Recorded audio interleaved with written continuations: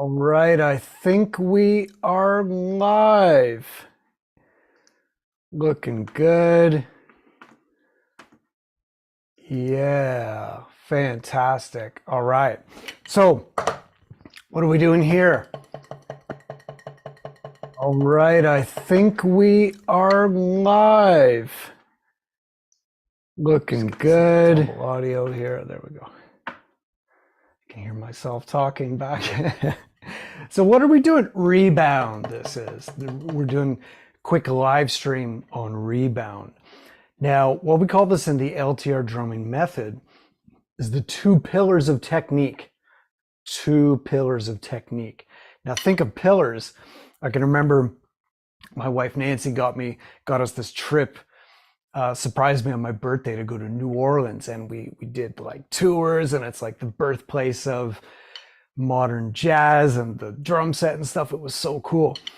And one thing that I remember, we did the city tour like with a guide, and they were telling us about the pillars of these skyscrapers because New Orleans is below sea level. So the pillars and the foundation have to be so much different than most cities. They go like way deep into the ground. They're able to like sway with vibrations and stuff like this.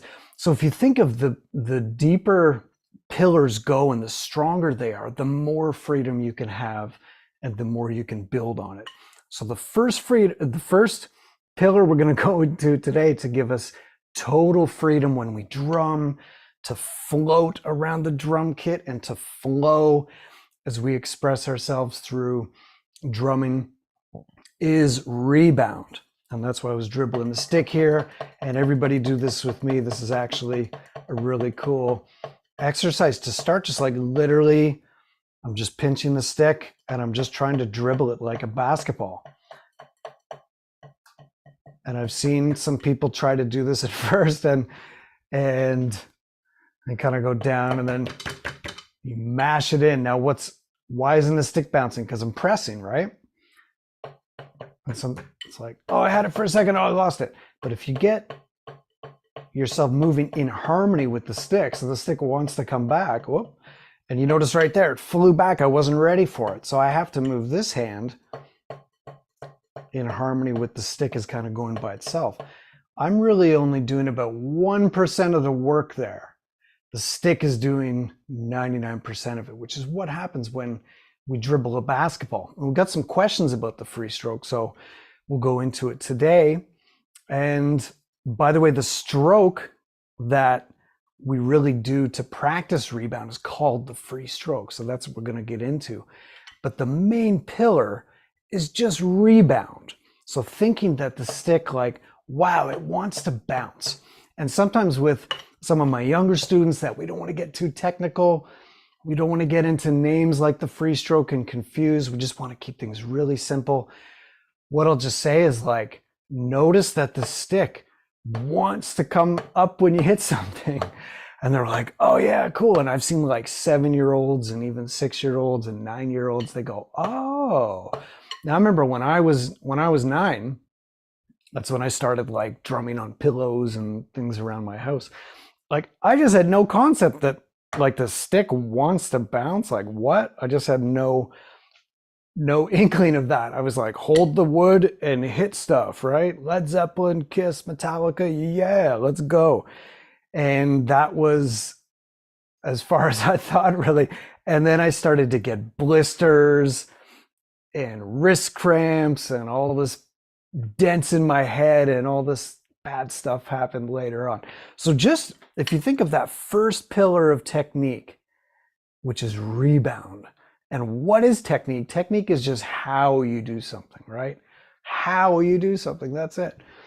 So the first pillar is the first pillar of technique is rebound. And by the way, the second pillar is something called momentum, where we kind of throw our energy from our core center into the drums.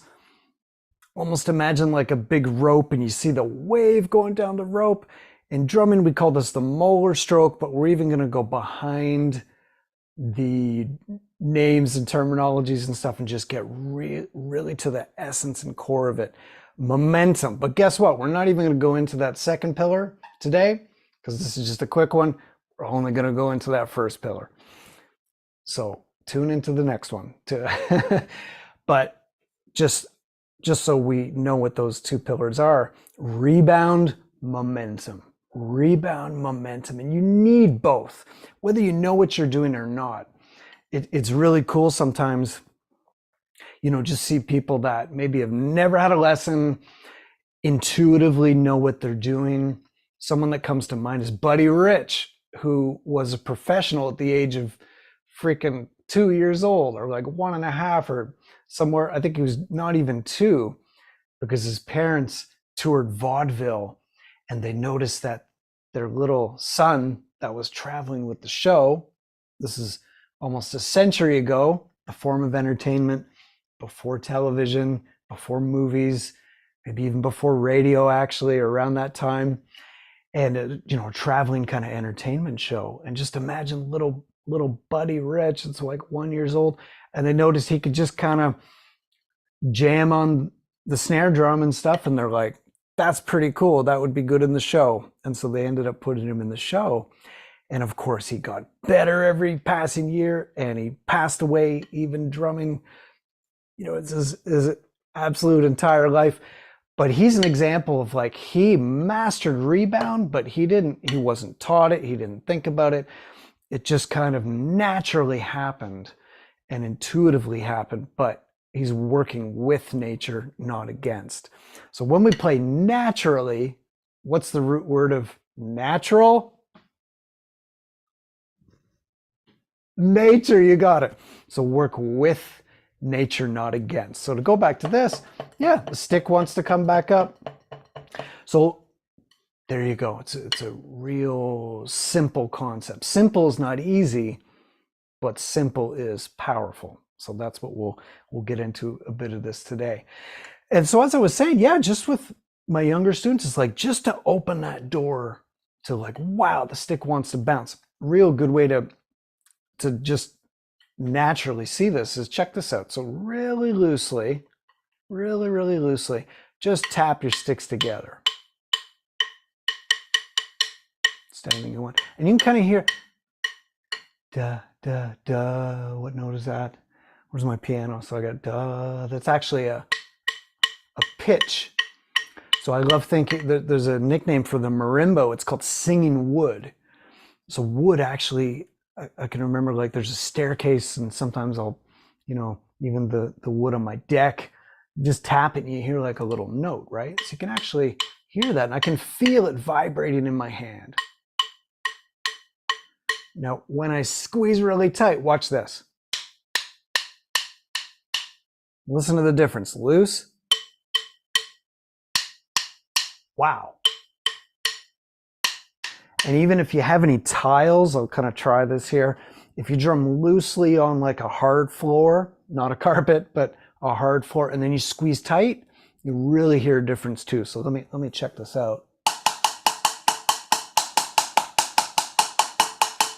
I don't know if you can hear that, but in this room I can kind of hear that. So we're just observing that, wow, the stick really wants to bounce.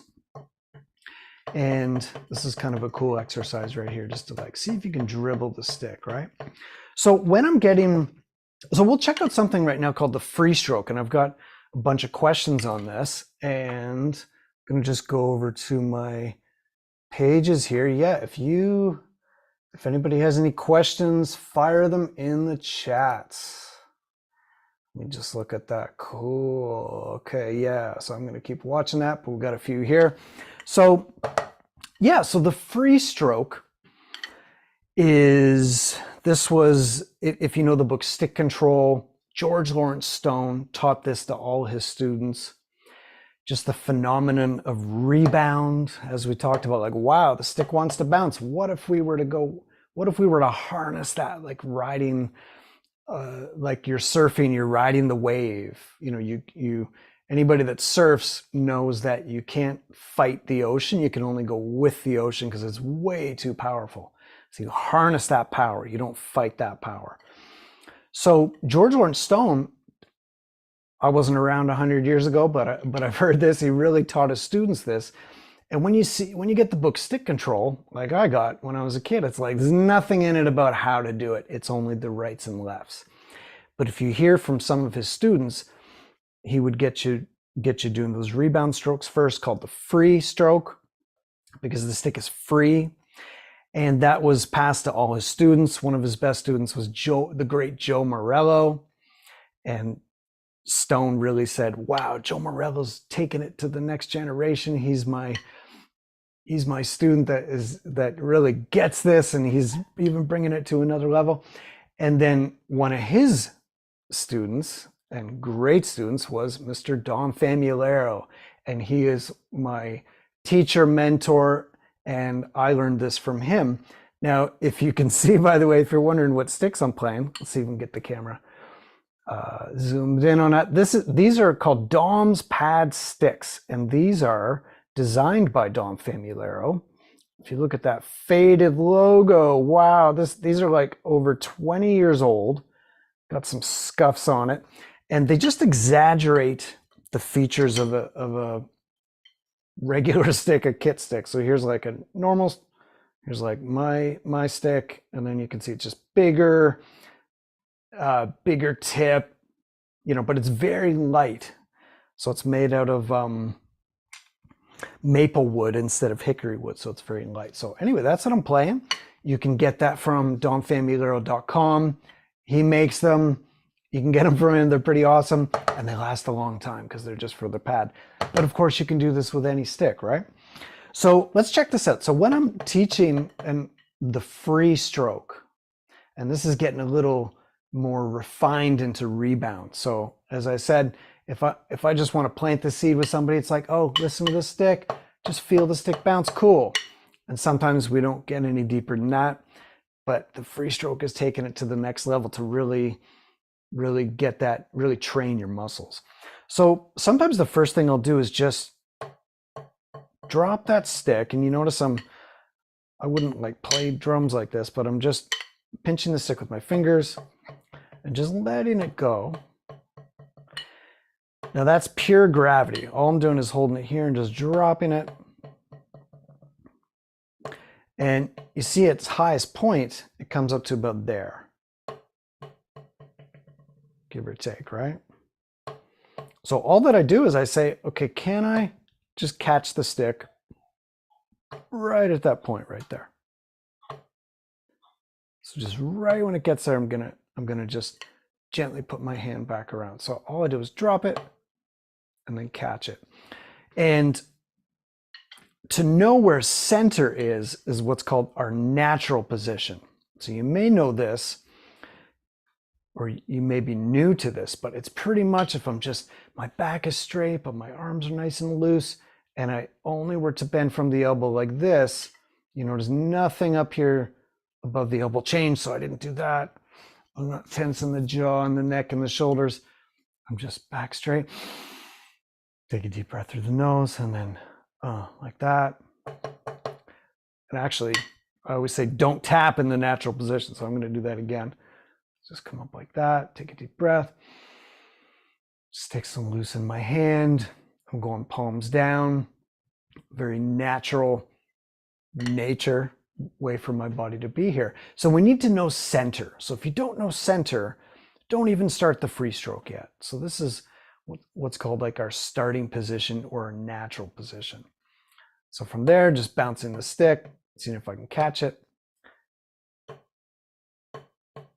Now, the free stroke is when I'm going to go to 90 degrees, which is actually called the full stroke position.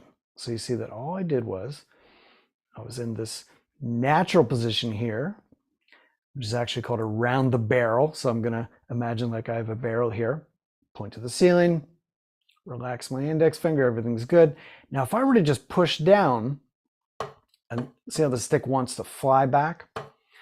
And a cool thing I heard this great drummer Danny Gottlieb say once is the stick will fly back faster than my muscles can move. So if you were to go like down, up, the stick, see how fast that comes back up?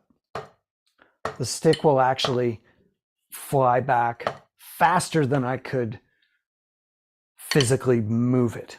So if you thought of a basketball, just take a ball and you were to go up and down as fast as you could, just letting that ball go on its own will actually be faster than that.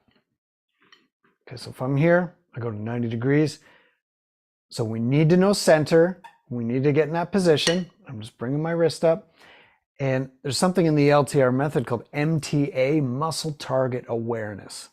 So I just need, all that means is like, let's be aware of what muscles are working. And I can remember kayaking once, and we had a guide in the group, and he came over and he told me, he's like, Chris, you're not going to last this tour, this trip down this river. He's like, you're using your shoulders. He's like, I want you to use your hips. Relax and let the oar do the work. This is my kayaking. Probably terrible technique, but you get the point. So don't use the shoulders, use the hips. So like, what muscles are working? So I'm going to be working my wrist muscle here, just like not the forearm, not anything up here, just this. Center's here, starting position is here. Center's here, starting position is here. So know center, know the starting position. Now when I end, so I'm going to let the stick go down. It's going to bounce, as we said, and it's going to end the same way I started. So the start and end position is exactly the same. So if I were to go down, whoa, my end position was totally different. Reset. And eventually, your end position will be the same as the start. Now there's a question here from Gary that like, what should I be focusing on? What's the point of focus? Which is a great question. Sometimes the more, like when you start this, you're full of all these like my index finger and all these little details, like, okay, my thumb is there, my starting position. You're like thinking all these things. The more that you do it and you get the reps, you're still, I find I'm still thinking, but it refines to a simple thought. So sometimes I'm thinking like, just get out of the way. And I'm following that stick up. Now the stick will go really, like I can try this in slow motion. And what I mean by that is it will only bounce so slow. Like it won't bounce like we're on the moon, like, but if I just let it go, see how fast, that's about as slow as it will come back up. If I want it to come faster, I've got to push faster. So you see it just floats back up like that. So all that I'm thinking of doing, almost like a hot stove, if I touch it and I'm going to meet it at the top, my hand needs to come up first before the speed of the stick, if that makes sense. So if you see like that's about as slow as it'll go. So my hand needs to be back here, right before the stick is going to get there. So I'm like following it up just to meet the stick there. That's all that's the only thought that's going through my mind is like, meet the stick at the top, get out of the way. And I'm feeling the stick just rise up and then just, and it takes practice. So I'm literally just, I'm almost like dropping the stick, and you see like, that's about as slow motion as I could do it. Like I'm literally just dropping and seeing if I could meet it up. And once you do thousands of them, like I do, like I've done over, just get the reps. Through doing the reps, it just simplifies after a while from getting out of the way, and it almost becomes like no thought. But like Gary's question, what's your point of focus? It can even be a little different for everybody. But for me, I'm almost like, there's a feeling of like the stick did 99% of the work. And there's just a sweet spot of like meeting it there. Just like a pitch or someone throws you a ball and you just, I've seen in baseball, these, the ball is going and you just like reach out, right? It's timing, right? You reach out right at the right moment. Or a beautiful basketball pass or something. And it's like, oh, and you just meet it, and there's literally no resistance. You're not early, you're not late. It's just, and you really get that, as I said, by doing it in slow motion. I see some people doing this and they're like, okay, like, let's, I don't know, do I have it? They're rushing through it. They're trying to force it.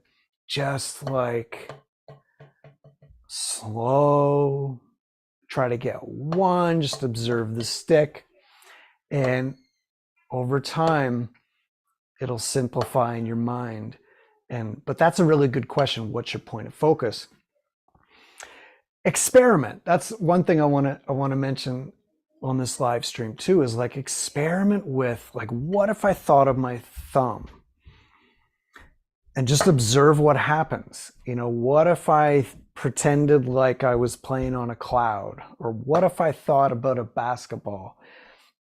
What if I thought of my fulcrum? What if I thought of my fingers getting out of the way? What if I just thought of my wrist going up and down like that? What if I thought of a hot stove? There's all these things. Experiment and see where it gets you. There's something I want to give you with technique that really helped me. It's like, maybe there's a secret. There are no rules. There are no rules, right? There are no rules. Follow rule 1. There's no rules with this stuff, but there are consequences. And if any of the consequences are like, oh, I'm in the way of the stick now. Oh, that made me tighten up. That made my face go angrier. You know, I feel like I'm over analyzing it. Oh, that's like, I can feel a bit of tension there. Then remember, work with nature. Just get out of the way. That's always the focus. Like, oh, when I thought of that, I noticed I got it out of the way of the stick more. Experiment, and it does evolve over time. I found with me, I just focused on my starting position and then my ending position being exactly the same. And you could think of the word soft, maybe, you know, think down is a mantra sometimes we use with this. But so this is it right here. And notice the faster that I push it, it just flies back in my hand, just like a lightning fast pitch or a basketball pass, where it's just like, you see them whip it sometimes, and it's like bam, and you just have to react lightning fast. Sometimes I've seen pitchers throw in baseball, and then the batter hits it, and then the pitcher just subconsciously by reflex, like, catches it, which is like lightning fast reflexes, right? So the harder I throw it, it's actually going to be more challenging to control that kinetic energy. So, as I said at the beginning, just start nice and soft at first and just experiment. This is a spirit of curiosity and exploration, just like a child would. So curiosity and exploration. What if I tried this? What if I tried that? How light can I do it? What if I just let go of my whole hand? What would happen? Oh, okay, I'm going to lose the stick. Okay. How could I, right? Just, what if I did that? Oh, that's interesting. And just experiment and see where it takes you, but nice and light at first. See if you can go with the stick. And eventually it will all come together. So let's see, did I cover all that? Yeah, and I want to, just before we wrap up today, is just share with you here my teacher and mentor, Dom Famigliero's book called It's Your Move. And this is really the best description of the free stroke, where, as I said, his teacher, Joe Morello, was like, I want to entrust you with passing this information on to the next generation, because it had never been documented before. And this is a diagram from Dom Famigliero's book, It's Your Move, on the free stroke. And you can see how simple it is. Just know your position first. So that's what I mentioned there. And there's different heights. Today we just did the maximum height, the free stroke. Think down and then throw down. Follow the stick up. Dom chooses his words very carefully. follow is just to get out of the way. And you can see here, like, don't pull up, don't squeeze, let the stick bounce up. It wants to come up, just get out of the way and end in the full stroke position. Relax, focus, and I'd even say breathe there too. Just take your time, observe, see what the consequences are, see what happens. This is your journey. And yeah, this is like literally your journey of self-discovery. And it does morph over time, and it does evolve. And last thing I'll say before we wrap up today is, put on some music. Just think like every second beat, maybe, if you're ready for it.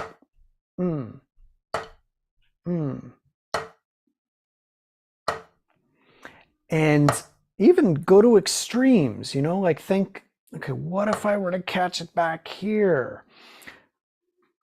What I see a lot of people do, by the way, this is a little challenge, like watch that you don't fall into this, is if you've ever heard of that trust game. So where you just fall back and your partner catches you, because it's a very disconcerting feeling to like, whoa, I'm falling back, and just to let go and have someone catch you and just relinquish control and let it happen, surrender to it. That's what's actually happening on a micro level. So when I drop the stick, it's like I've let go. Stick is just like a basketball, right? The stick is doing its thing. It's bouncing. Whoa, I'm not doing anything. And then just immediately it at the top. So slow motion, it would almost be like, well, I'm not actually letting go of the stick, but maybe it's like this. So slow motion, it might look like this, like bounce, then I'm just following it. I'm a little ahead of it, and then catch like that. So what I see some people do is, because we're not used to like letting go of the stick, almost like I'm gonna drop it, and give yourself permission just to like, hey, if I lose a stick, that's cool. I'll drop 10 sticks here. I always tell the story of when I saw Red Hot Chili Peppers a few years ago, and like you see Chad Smith, and by almost the end of the show, there's like 9 sticks on the ground around him, and he's just like, give it away. And he's just like so loose and relaxed, like, whoops, I dropped a stick. I'll just pick up another one, no problem. And he's like throwing them in the air and all that stuff. So loose and relaxed, right? Because he's just letting go and the stick is doing the work. So what I've seen a lot of people do is they go down, and if I could do this in slow motion, go down, stick is coming up, I'm following it back up, and right here they grab it and pull it up the rest of the way. So it's almost like, whoa, I don't like this feeling of letting go. And you're pulling the stick up. And as we said before, the stick will always come back faster than you can physically move it up. Laws of physics, that's pretty cool. So why not let that happen instead of try to make it happen, right? So watch out for this, where I'm just like, oh, come here, your stick. It's really like, so you could, as we said, go to extremes, where maybe you're like, how late could I catch it? Almost like, so it's bouncing. Like, get weird, just, so like, okay, like that's where I drop it right there. Okay. See what I mean? Whoa. And then just, you're just meeting it right there. Let's do this in slow motion. And then, so the fight now, if you ever take lessons with Dom, he'll make you do thousands of these. So I don't know if Dom's watching right now. Thank you, Dom, because sometimes just through the reps, through action, there's only so much you can study the theory and the thinking and the analyzing and where's my index finger 2 degrees to the left. Man, just do. Action, reps.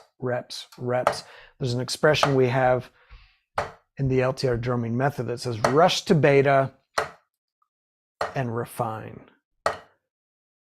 Rush to beta and refine. So it just means like do it first, do it badly,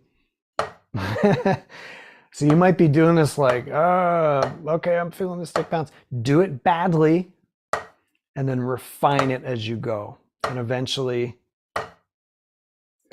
it will just become a part of your DNA. So I'm going to sign off. Join me at chrislesso.com. Hit me back if you're on the email list. Hit me back with some questions. What do you want to see on the next one? What questions do you have you want answered? And I love doing these. These are super fun. Great question from Gary and the rest of the LTR drumming community. It really is a family. So this one, remember the 2 pillars of technique. First one was rebound. That's what we did today through the stroke called the free stroke. Next time we'll go over momentum.